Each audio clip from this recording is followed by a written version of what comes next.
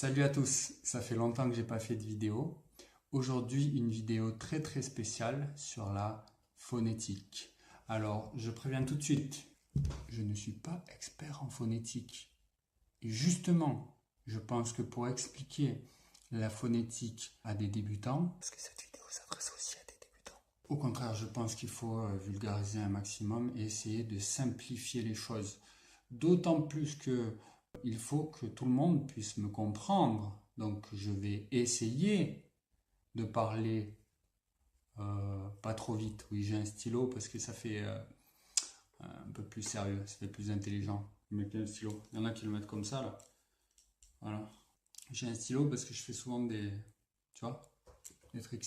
Donc aujourd'hui, voilà, l'éclairage n'est pas parfait, ok, il y a des ombres et tout, mais est-ce que c'est vraiment important? Je pense que ce qui est important aujourd'hui, c'est d'essayer de comprendre la phonétique française et particulièrement les voyelles, parce que en réalité, les autres sons ne posent pas particulièrement de difficultés. Si, mais c'est surtout les voyelles, la partie compliquée. Sans plus attendre, nous allons commencer. Et action! Donc, les voyelles. Nous avons combien de voyelles? Donc, A, E, I, O, U, Y. C'est ce qu'on apprend à l'école. Mais, en réalité, ça, ce ne sont que des lettres de l'alphabet. Et la difficulté, c'est que A peut donner, par exemple, le son AN. E peut donner E, I peut être un, O peut être OU, U peut être un, etc. Donc, tout n'est qu'à faire de combinaison. Et c'est bien là la difficulté. Par exemple, dans le mot oiseau, moi j'adore oiseau parce que non, j'aime bien les oiseaux en fait. C'est pas le mot qui me plaît plus que ça. Donc dans le mot, mais il y a quelque chose d'intéressant. Écoute bien, dans le mot oiseau, il y a la lettre O, I, S, la lettre E, la lettre A, la lettre U, et il n'y a pas le son O, il n'y a pas le son I, il n'y a pas le son S, il n'y a pas le son E, il n'y a pas le son A, il n'y a pas le son U. Si, il y a le son A quand tu dis oiseau. Enfin bref, tu chipotes un peu là. C'est un mot qui nous montre bien la difficulté, pas seulement de la prononciation, mais surtout le système d'écriture qui est un peu, qui nous aide pas trop à comprendre la phonétique. On continue? Tu es prêt? Concentre-toi. Avant de commencer à tout expliquer, j'aimerais que vous compreniez les différentes parties, c'est-à-dire l'anatomie en quelque sorte.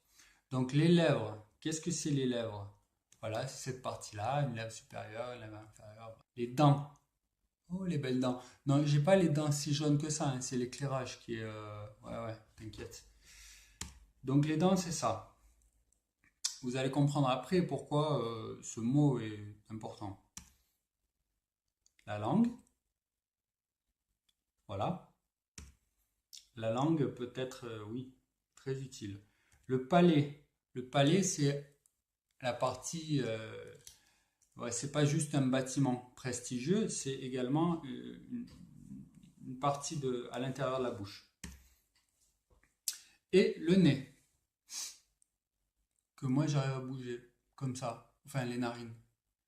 C'est un de mes talents. On continue. Nous allons parler de 3 caractéristiques qui participent à la modulation des sons. Donc, la position des lèvres. La position des lèvres va jouer un rôle essentiel dans la prononciation. La position de la langue. Alors ici, voilà, hop là, on voit la langue qui bouge. J'ai essayé de montrer par ce schéma d'une grande efficacité, à mon avis, j'ai essayé de montrer que il y a principalement 2 positions de la langue. La langue qui touche les dents, quand on dit par exemple E, on voit la langue qui est détendue et qui touche les dents. Et il y a la position de la langue qui est un peu en arrière, comme dans O, et c'est ça qui crée un volume à l'intérieur de la bouche. Et on va le voir après, c'est ça qui fait la principale différence entre le son E et le son O. Langue d'ouverture. Donc langue d'ouverture, ou l'aperture pour les experts, car je sais que les experts me regardent. Donc l'angle d'ouverture, c'est ce qui fait la différence entre les sons E, I. Voilà, parce que ces sons ont les mêmes caractéristiques pour la position des lèvres et la position de la langue. C'est juste l'ouverture qui fait la différence. Oui, I et E. Ok, et maintenant, rentrons dans le vif du sujet. Donc, sur ce schéma magnifique, vous pouvez voir un axe horizontal et un axe vertical. En dessous de l'axe horizontal, c'est-à-dire en bas, voilà, je peux montrer avec la souris, hein, parce que je filme la souris aussi, enfin le curseur. Ici, donc toute cette partie, ça va être pour des sons où la position de la langue est un peu en retrait, où la langue ne touche pas les dents. Ok? En haut, ça va être l'inverse. Ici, ce symbole signifie que toute la partie gauche va être remplie de sons où les lèvres sont en arrière comme quand on sourit. Ici, on sourit et ici, on aura les lèvres en avant comme O. Ici, on a le son I. Comme on peut le voir, on doit avoir les lèvres dans cette position, c'est-à-dire on sourit, I. Et on a la langue qui est détendue, c'est-à-dire la langue ne crée pas de volume à l'intérieur de la bouche. Ok? I. Et pourquoi c'est important de rendre conscient tous ces petits détails? Tout simplement parce que ça va nous permettre de comprendre les autres sons par comparaison. Ok, donc nous avons le son I. Peut-être on va donner des exemples, ça pourrait être utile, non? Il, cite, mythe. Donc on voit ici que le son I est toujours représenté par la lettre I. Alors attention, je crois que j'ai oublié de préciser. Le son I entre les crochets et le son I en bas en rouge sont deux choses différentes. Bien que ce soit exactement le même symbole. Entre les crochets, ça représente le symbole dans l'alphabet international phonétique et la lettre en bas, c'est juste la lettre I de l'alphabet français. Donc pour ce premier exemple, c'est très simple. Le son I en français peut s'écrire aussi avec un double E si c'est un mot d'origine étrangère, mais on ne va pas trop rentrer dans les exceptions, là on va essayer de faire simple. Maintenant, si on garde la même ouverture et la même position de la langue, on garde tout pareil, mais on ramène les lèvres vers l'avant. Donc de I, on passe à U. I, U. Le Y, donc dans l'alphabet international phonétique, représente le son U, et en français, il est représenté par la lettre U. Donc ici, on voit l'exemple tu, bulle, prune. Ok? Donc c'est le son le plus fermé, c'est-à-dire qu'il ne faut pas créer de volume à l'intérieur de la bouche. L'angle, c'est-à-dire la mâchoire, c'est ça, est très fermé et les lèvres sont en avant. Donc c'est un son qui n'est pas présent dans beaucoup de langues. Nous l'avons en français, il est aussi présent en allemand. Donc je vois que ce son pose certaines difficultés, mais en réalité, si vous arrivez à prononcer un I très fermé, il suffit de ramener les lèvres donc en avant et vous avez le son U. Donc il ne faut pas dire you, il faut dire bien U. I, U. On continue. Le son OU. Alors, comment on passe du son U au son OU? Alors, il faut savoir que le son OU est présent aussi presque dans toutes les langues. Donc, il ne pose pas de difficultés particulières. Par contre, c'est bien de se rendre compte comment on passe du son U au son OU. Alors, les lèvres sont dans la même position, l'angle d'ouverture est le même. Ce qui va changer, c'est que la langue ne touche pas les dents pour dire OU. Ok? Donc, la langue est un peu tendue et elle est en arrière. C'est ça qui crée le volume à l'intérieur de la bouche nécessaire pour prononcer le son OU. Donc, le mot fou, boule et toujours. Et on peut se rendre compte que le son OU s'écrit quasiment toujours OU. Et la combinaison OU se lit toujours OU. On continue. Maintenant, à partir du son I, on a commencé par le son I ici. Hop là, ici. On passe au son E. La différence, donc c'est la même position des lèvres, c'est la même position de la langue. La différence va être dans l'ouverture. Donc on dit I très fermé, on ouvre un tout petit peu et on a le son E. D'accord? I, E. Donc nous avons le mot T, été, parler. Donc quand on écrit le E accent aigu, on prononce toujours E. Dans les verbes à l'infinitif, la combinaison ER se prononce toujours E. Évidemment, il y a d'autres exemples, mais on va essayer de parler des cas généraux. On continue. Donc, quand nous avons le son E avec les lèvres comme ça et qu'on les met en avant, nous obtenons le son E. Et ce son aussi est un peu problématique, tout comme le son U. Donc, quand vous avez compris comment ça fonctionne, il n'y a plus aucun problème, oui, parce que et, vous savez déjà le faire. Et, on ramène les lèvres en avant, et E. Ok? Alors, en général, la combinaison E-U se lit E. Feu, je, feutre. Je ferai aussi une autre vidéo sur les différences régionales. On continue. Maintenant qu'on a le son E, si on crée du volume à l'intérieur de la bouche, on obtient le son O.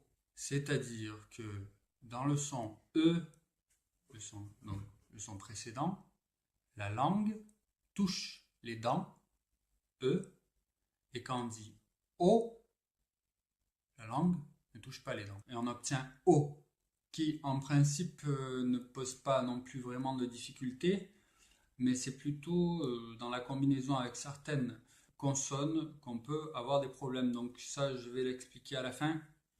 Ok. En général, le O s'écrit O. On a la combinaison E-A-U qui donne aussi le son O et la combinaison A-U. Donc mot, beau, jaune. Et là aussi, effectivement, ça dépend des régions, puisque nous on dit jaune, mais en réalité, cette combinaison de lettres est censée se lire jaune, tout comme rose, pour différentes raisons. AU, en général, non, tout le temps doit se prononcer fermé, sauf dans le prénom Paul, et rose se lit fermé aussi, pour d'autres raisons, pour la combinaison OSE. Voilà. Donc maintenant, on repart en haut. Ici, nous avons le son E. Alors, comme vous l'avez compris, ils sont classés du plus fermé au plus ouvert. Donc si on prend I et E, on ouvre encore, on obtient le son E. E. D'accord? Donc, le E accent grave se prononce toujours ouvert. E. Comme dans mer. Nous avons aussi d'autres combinaisons comme AI, salaire, et nous avons belle. Ok, mère, belle, salaire. Ensuite, pardon, le même mécanisme. Ah, pardon, j'avais oublié ce petit détail. Donc ici, nous avons un symbole qui n'a pas vraiment lieu d'exister, mais il existe encore. Alors, les deux points signifient que le son est censé être plus long.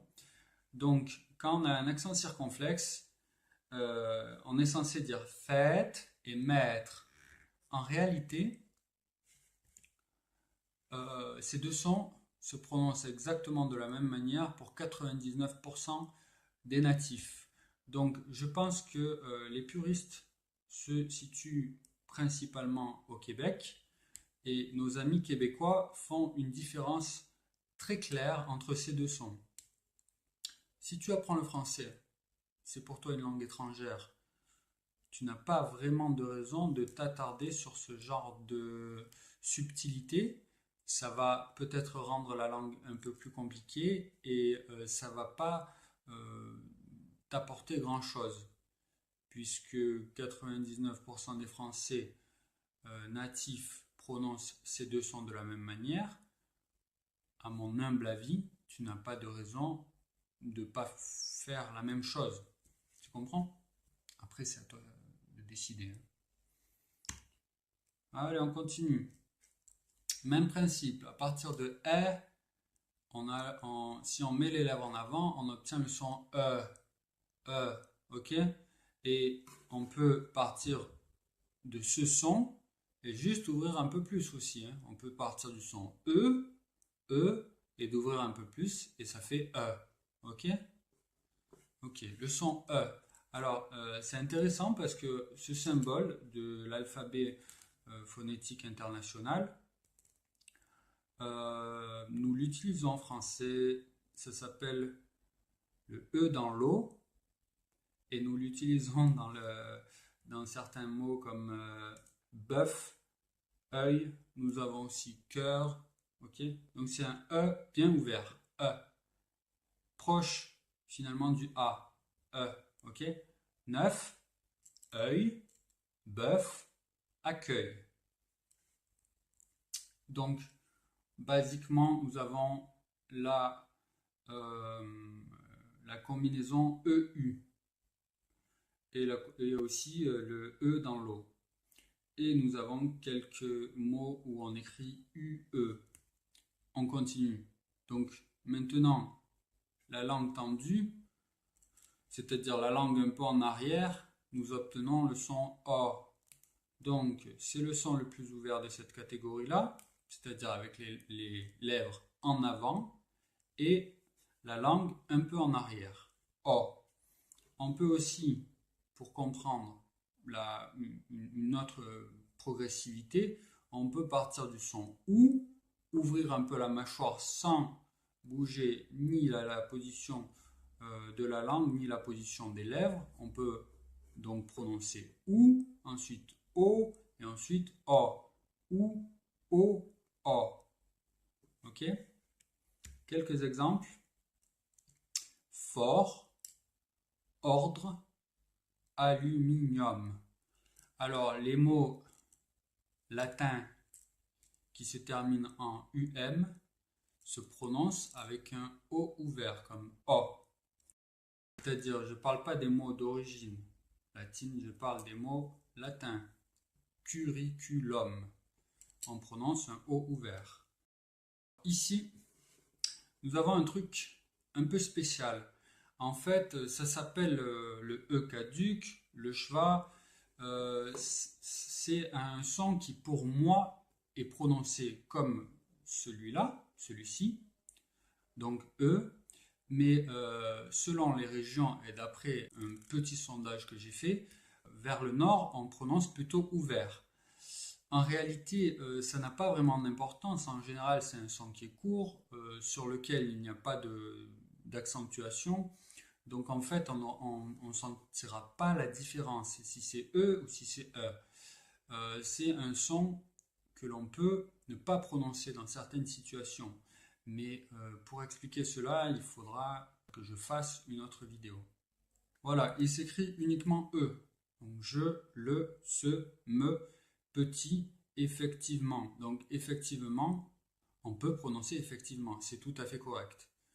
Donc la prononciation française n'est pas stricte au point de dire qu'il n'y a qu'une façon de prononcer. Donc on peut dire petit ou petit. En général, il faut un article devant, le petit. Voilà, ce phénomène de E caduc est pas si simple que ça. Donc je ne vais pas m'attarder là-dessus. Mais en gros, on peut considérer que c'est comme E. Du moins pour moi, c'est la même chose. Et ensuite, nous avons des sons pour lesquels la position des lèvres est neutre, c'est-à-dire pas en arrière, pas en avant, mais juste une position neutre. Nous avons le son A, et ici j'ai décidé de les expliquer en même temps. Nous avons ici la patte et la patte. Il faut savoir que pour de nombreux locuteurs natifs, ce sont des homophones parce qu'on les prononce de la même manière et comme je l'ai expliqué pour le son et les deux sons A et A en réalité sont prononcés par la plupart des natifs de la même manière. Donc là c'est pareil, je pense qu'au Québec il y a une différence vraiment nette entre la patte et la patte, mais pour la plupart des natifs c'est la même chose. C'est pour ça que ce n'est pas vraiment nécessaire de se compliquer la tâche et d'apprendre toutes ces subtilités. Je vous conseille donc de prononcer simplement A pour tous ces mots. Donc maintenant nous allons aborder quelque chose que je trouve très intéressant, ce sont les voyelles nasales. Nasales parce que tout se passe dans le nez. Enfin pas tout se passe dans le nez, mais c'est grâce au nez qu'on peut prononcer les nasales. Donc nous allons commencer par en. Donc c'est très pratique d'utiliser l'alphabet phonétique international parce qu'on peut comprendre la relation entre les sons. Donc ici nous avons le son en, il faut imaginer d'abord le son A et la petite vaguelette ici, ça veut dire que c'est une voyelle nasale. Ok? Donc ici on peut voir que le son en s'écrit AN et EN. D'accord? AN, nous avons en, quand, blanc, sans, sans. Donc, la position des lèvres est neutre. On peut, si on n'arrive pas à prononcer ce son, on peut imaginer qu'il y a une sorte de G à la fin, donc ang, mais il ne faut pas le prononcer, d'accord? En. Ok? Et on peut l'écrire également en dans les mots sans, vent, dans. On écrit ces mots avec M quand on a un B ou un P qui suit. Chambre, temple. À partir du son A, on crée la nasale en. On continue. Ici, on voit le symbole O, donc on peut comprendre que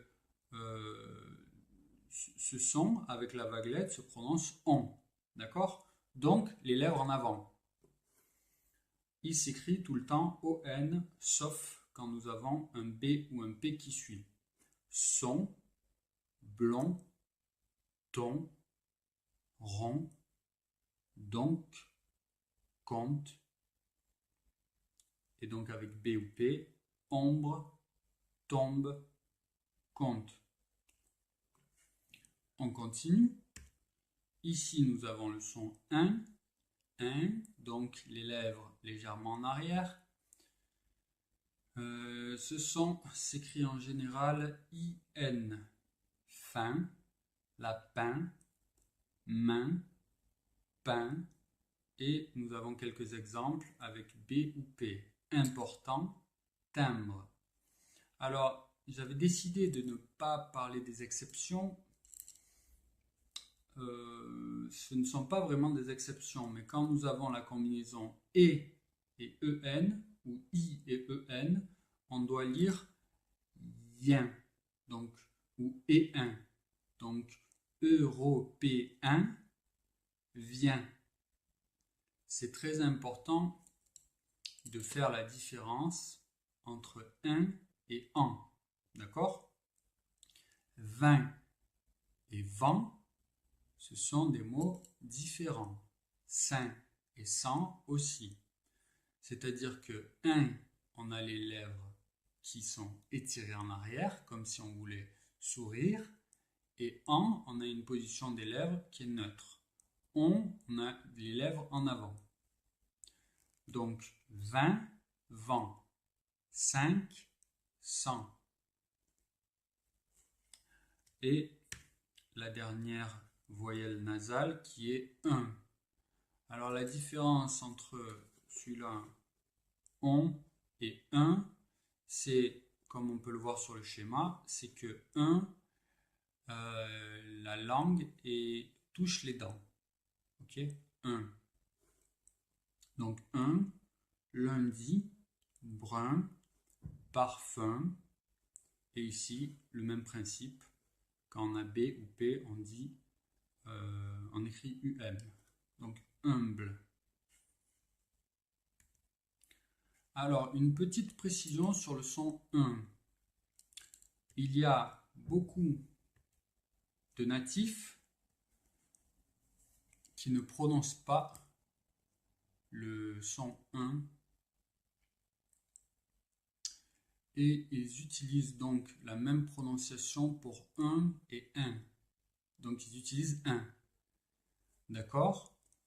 Donc ils disent 1, lundi, brun, parfum, humble. Ça ne pose pas vraiment de problème parce que au final, il y a très peu de mots avec le son 1. Mais attention, ça nous crée une homophonie entre les mots brun, brun, qui sont des mots différents quand même, oui. Est-ce que ce brun est un brin plus intelligent que le blond? Bref, c'est pas très important, hein, c'est toujours le contexte qui joue le rôle principal. Et que nous dit Wikipédia? Que Melun se prononce Melun. Alors que moi j'ai toujours prononcé Melun, malgré le fait que je dis 1, 2, 3, 4 et pas 1, 2, 3, 4. Intéressant, non? Donc maintenant, nous allons voir qu'est-ce qu'il est indispensable de retenir. Donc, ici, hop là, il a disparu. On a dit que A et A se prononcent la plupart du temps de la même manière. Donc, on va considérer qu'on peut l'enlever. Donc, à la base, nous avons 17 voyelles officiellement. Hop là, une en moins, 16. On a dit que E et E, c'était les mêmes sons. Donc, ça fait 15. Ensuite, nous avons dit que celui-là, là, le E caduc, au final, c'est pas un son à part entière, bien que aussi également au Québec, certaines personnes disent que E et A, c'est trois sons totalement différents. Mais bref, on va dire que ce son-là n'est pas vraiment important pour la compréhension. Et voilà une nasale qui vient de disparaître parce que aussi, également beaucoup de natifs ne l'utilisent pas. Donc ça vous fait plus que 13 sons qu'il est très important de connaître. Maintenant, nous allons voir ce qui est indispensable de savoir. Que vous prononcez un « et » ouvert ou fermé, en réalité, ça ne change pas grand-chose. Ça n'affecte pas la compréhension. D'autant plus que nous avons des variations régionales. La même chose ici pour E et E. Donc certains disent feutre, certains disent feutre, certains disent seul, certains disent seul. Et également cette différence entre O et O. Donc si vous dites école à la place de école, euh, en réalité, c'est pas très très important. C'est évidemment important si vous voulez avoir une prononciation parfaite, mais c'est pas sur ça que ça va se jouer. Donc hop là, on les enlève et il nous en reste 1, 2, 3, 4, 5, 6, 7, 8, 9, 10. 10 sons qu'il est indispensable de différencier parce que effectivement, E et O, ce sont des sons totalement différents. Je sais qu'il y a des problèmes, par exemple, pour prononcer alors. Donc quand vous dites à l'heure à la place de alors, eh bien, ce n'est pas bon. Je sais d'où vient ce problème, c'est que ça vient de la consonne. Donc comme le L est considéré comme une consonne très très molle, vous avez tendance à prononcer une voyelle qui est très molle après ce L. Donc c'est difficile pour vous de dire de l'eau. Donc O, il y a beaucoup de volume dans la bouche. Et L, il n'y en a pas. Donc le passage d'un son à l'autre est compliqué. Vous avez tendance à dire de le. Il est important de s'entraîner et surtout de demander des corrections pour éviter les confusions. C'est très important de ne pas confondre U ici, U et OU, U, OU, d'accord? Et également OU, O. Donc ces 10 sons, c'est vraiment la prononciation minimale que vous devez connaître. Donc je répète, ne confondez pas en, un et on. Pour les trois nasales, ce qui change principalement, c'est les lèvres, d'accord? En avant pour on, en arrière pour un et une position neutre pour en. Voilà, je crois que je vous ai tout dit. J'espère infiniment que cette vidéo a été agréable à regarder, mais surtout j'espère que ça pourra être efficace. Je vous dis à très bientôt pour une nouvelle vidéo et n'hésitez pas à m'écrire vos suggestions. Au revoir.